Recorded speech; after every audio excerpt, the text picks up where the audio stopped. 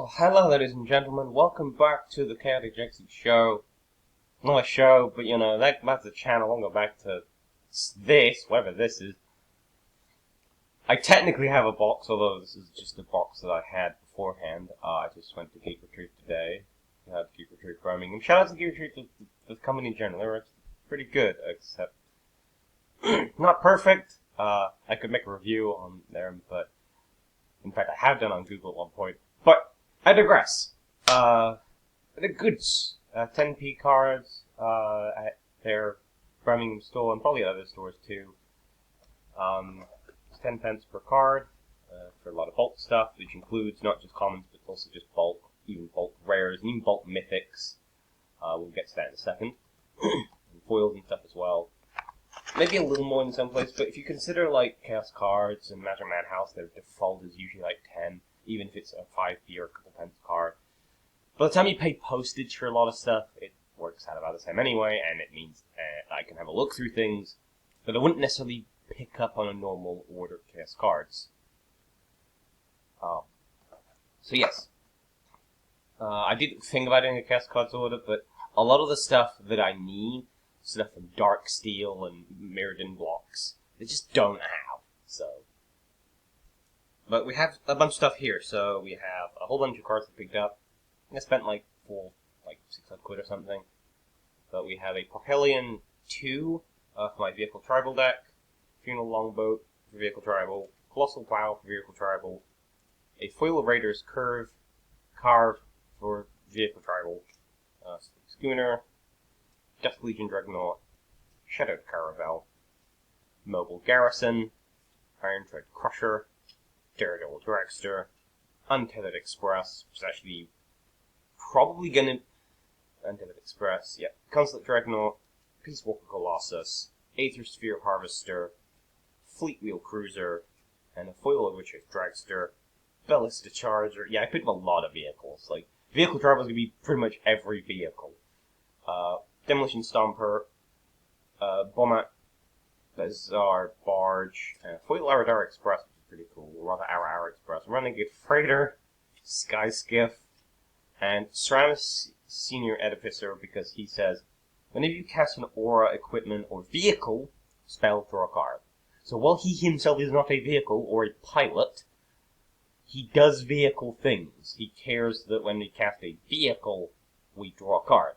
Which means that if we play a lot of stuff, low-cost stuff like Skyskiff, or the big ones that cost 1 but have high crew costs, they basically become cantrips. There's also a legendary creature which kind of possibly does things if we go into things that say care about historic permanence, since artifacts are historic.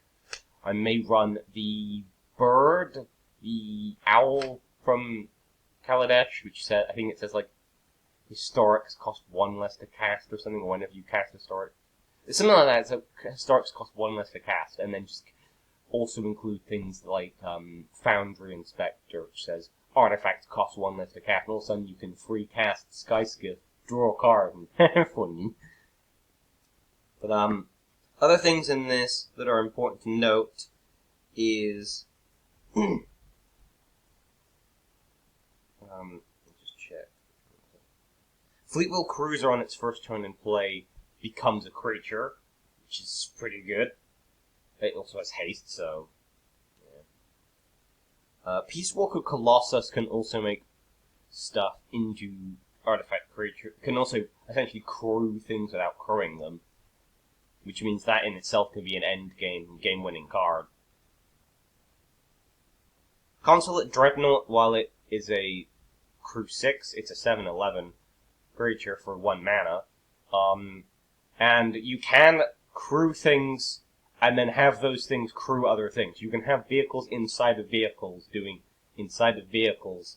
Your dog, I heard, you like vehicles, so put a vehicle in your vehicle so you can vehicle while you vehicle. So you can kind of, what you do is you escalate up Megazord style, having vehicles crewing vehicles until you have like a big fucking thing in play. Which made me realize something. Controversial opinion, but I think that vehicles is just banding, but slightly better. Because you attack essentially as a band, but the banded creature is slightly bigger than the sum of its parts, usually, and if it dies, the other creatures that we're banding don't die. Am I right, or am I right? It's just banding with extra stuff. Everything is banding, kicker, or horsemanship, apparently. Holy fucking shit. There are probably other things that are just banding as well. Untethered Express can also be a game-winning card because when it attacks, you put +1/+1 on it, and it's only accrue 1 for a 4/4. Yeah, you pay 4 for it, but if you could somehow get this to attack and then either remove it from a combat somehow after the trigger's gone through, or just make it unblockable, or something so it doesn't die, you could totally get a bunch of +1/+1 that makes it a really dangerous threat.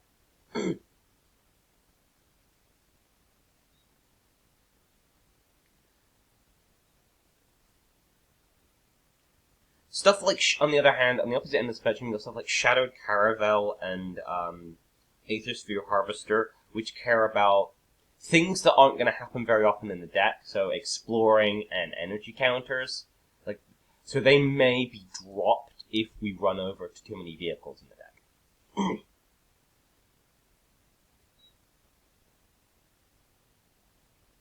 Ironically, the Raider's card basically does soft explore without exploring, which is kind of annoying, really, because it would have been nice for at least one vehicle to explore.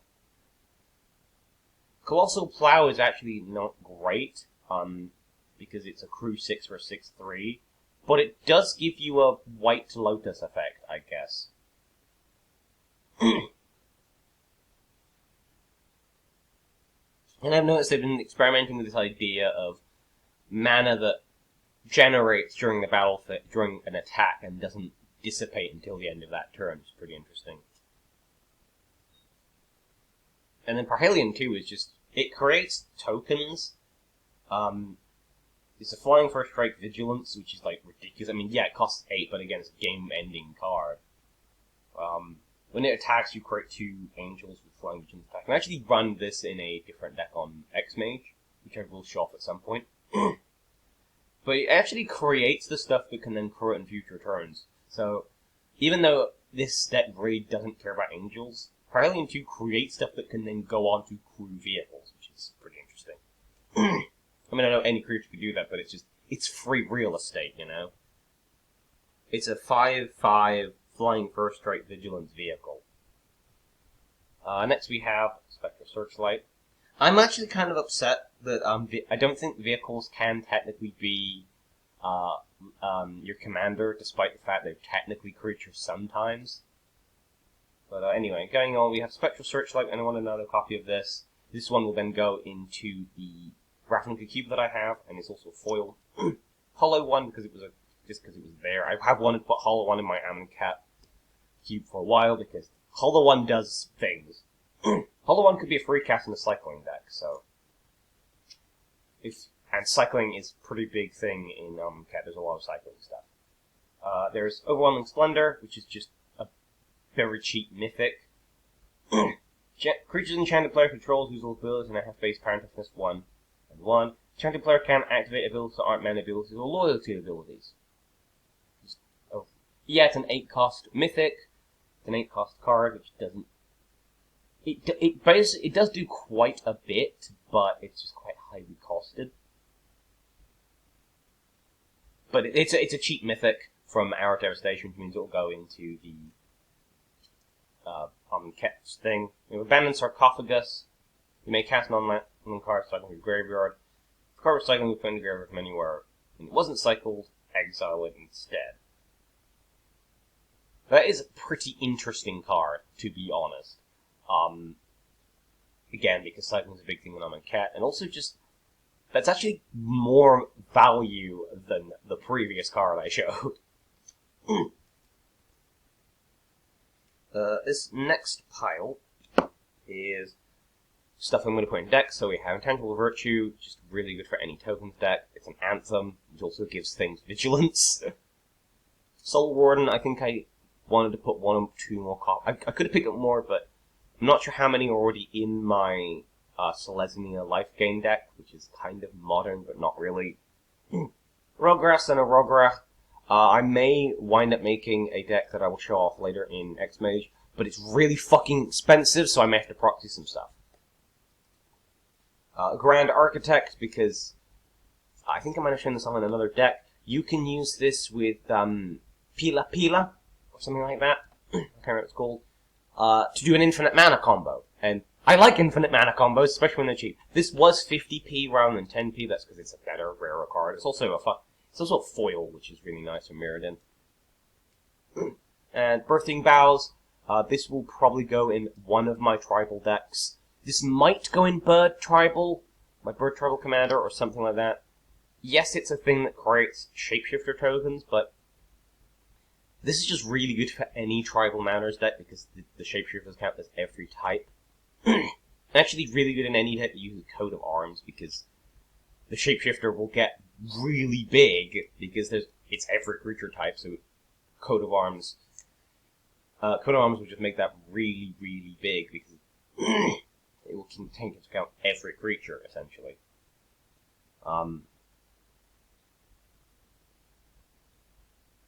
But it will also boost every other creature by 1.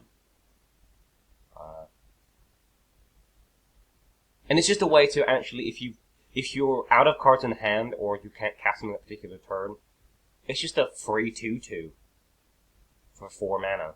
So if you have if you have not many mana abilities, abilities that cost mana to play that turn, you can just go into this and just get some value out of your turn, at least.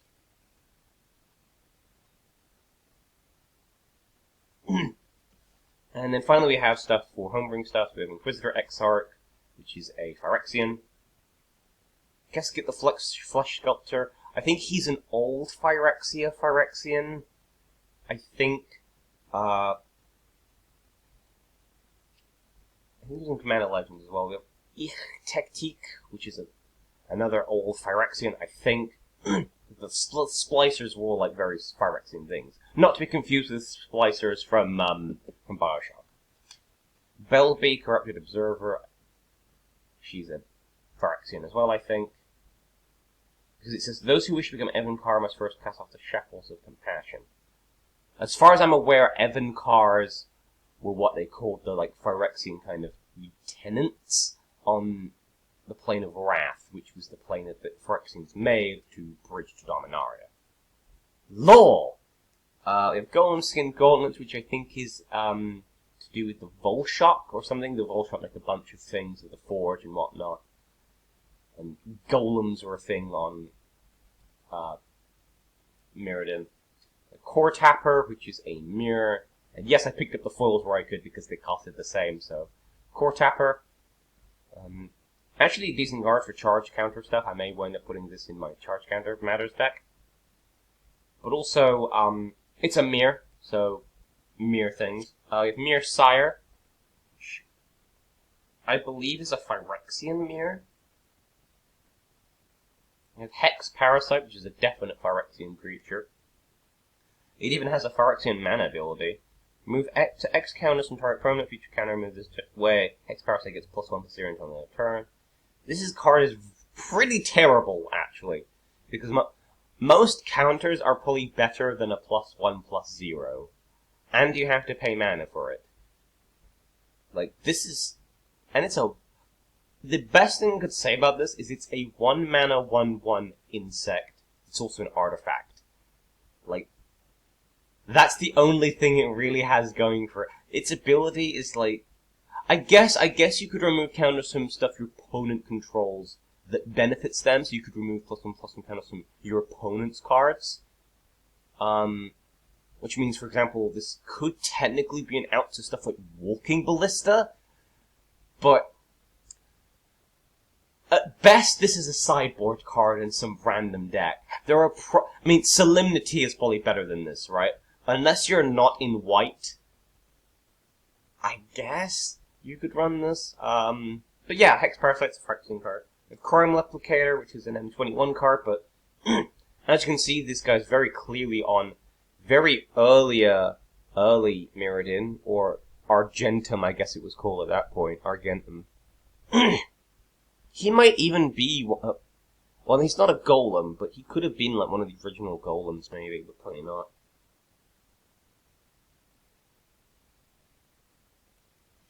Palladium Mirror, which is one of sort of the cycle of... I don't know how the Glimmer word won't count so much for Bill Graham creations. Yeah. I don't know if he's a new mirror, but there was a whole cycle of mirror that added mana. It's pretty good because he adds double colorless mana. I think at one point, before he was just add 2 colorless, but I think they errated it to be 2 wastes mana, rather than just... Because there is a difference between colorless mana and wastes mana, turns out. Mirror Bathysphere, which was also in a commander deck. This here is the Scars Mirrodin version. It's just a big fucking ball of mirror. Flare Husk, which is a Phyrexian living weapon. Shimmer Mirror, which is technically a mirror because it invades Phyrexian by hiding in the space between seconds. Wow. So it kind of so it can kind of flicker itself, but not really because it doesn't have a flicker effect. Loxodon Mystic, which is from one of the Mirrodin sets. So, Ardent Recruit, which I think is a Auriok or something from Mirrodin Place. This is from Mirrodin Besieged, I think. Mycosynth Wellspring, which is sort of a Phyrexian kind of thing. Grafted Wargear, which is obviously a Volchok thing, because that is the Volchok guy. What's his name? Volchok Berserker? Yeah, in the art. Darksteel Axe is a Darksteel thing. It's also pretty. It's cool that Double Masters 2 reprinted a lot of this like Mirrodin stuff. Throne of Geth, it's a Phyrexian thing, and B, it's a good card because Proliferate. Mishra's Self-Replicator actually works well with Throne of Geth, funnily enough. Obviously to do with Mishra, so obviously do with the old Dominaria Brothers War stuff. And Sion of Ugin, just because it was a colorless. I think that's from Iconic Masters, maybe, or one of them. It's our Master set, just a colorless, interesting dragon that is probably pretty unique, so I might homebrew that too. So that's all the magic stuff that I have to show today. And I have a bag. And inside this bag is, well, stuff. It is a thing that I have won very cheaply on eBay, so... These things aren't really that expensive anyway, but... It was something for my list, so, yeah. We have... Bionicle stuff, specifically Rahaga Iruni, not Inui. Rahaga Nui. He might be missing a piece from that there, but that's not a big deal. They should have, like, Ratuka Spinner stuff. Yeah, so he's missing, like, literally, like, 2 pieces and his Ratuka Spinner. I do have spare Ratukas, though, from other sets, so that's fine. And we have Bomonga, who is a adorable boy. So yeah, he's just missing, like, a dark green piece. And one of these pieces and his Ratuka. But other than that, they're basically complete. I think I paid like 99p and a couple quid postage, which is the cost for one of them. They're like 4 quid value each. So to get 2 for the price of 1, pretty good. Again, I don't really care about the ripcords because I have a few of those anyway. Is he supposed to have black hands? I feel like he is probably supposed to have black hands. But yeah, that's everything. Cute little Bionicle boys. Anyway, thank you guys for watching this video here. Don't forget to comment, like, subscribe, and all that good stuff. If you enjoy it, I will be back with more haul videos in the future. I may open up an Amazon wish list if you guys want to. You don't have to. I'm not saying that you have to. If you'd like to support the channel and provide stuff from me to review, I will be posting up in the channel description and in the description of some videos like this one, my Amazon wish list. And there's everything that I kind of like out of there, from minifigs all the way to large sets. Again, I'm not begging or asking or anything, but if you want to support the channel, you want, and if you want something specifically to be added to the list for review or something, let me know in the comments below. I will try and review stuff, because reviews are fun and interesting, and I like critically looking at things. And if you want me to review something that I've done previously in a whole video, if you want me to really look over something, let me know. This has been Inquisitor X Arc. I'm signing off now. I'm going to eat my fortune cookie for the day. Don't ask. And I will be seeing you in the next video. Bye bye for now, everybody.